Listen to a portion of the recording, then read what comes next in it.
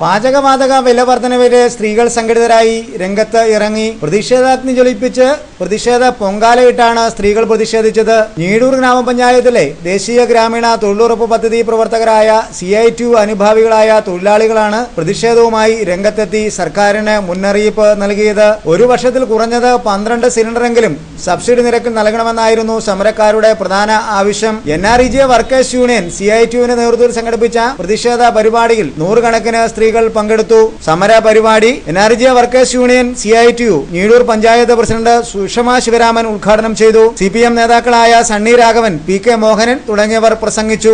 പഞ്ചായത്ത് ഓഫീസുകളുടെ മുമ്പിൽ അല്ലെ പഞ്ചായത്ത് കേന്ദ്രമാക്കിക്കൊണ്ട് നമ്മുടെ പ്രതിഷേധത്തിന്റെ പൊങ്കാല തീർക്കുകയാണ്.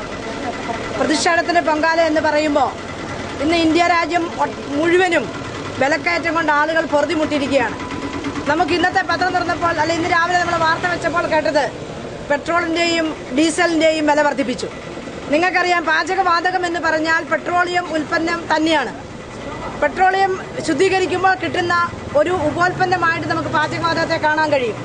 ആ പാചകവാതകം എന്ന് പറയുന്നത് സാധാരണക്കാർക്ക് അപ്രാപ്യമായ രീതിയിൽ അതിന്റെ വിലവർധന കൂടിക്കൊണ്ടിരിക്കുകയാണ്.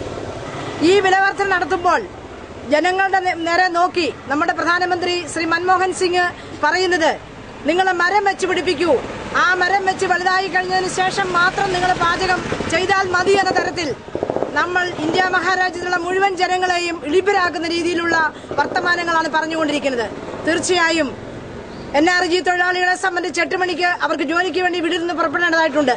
ആ സമയത്ത് ജോലി തീർക്കണമെങ്കിൽ തീർച്ചയായും അടുക്കളയിലെ പണികൾ ചെയ്യണമെങ്കിൽ പാചകവാതകം ലഭ്യമാകാതെ തരമില്ല.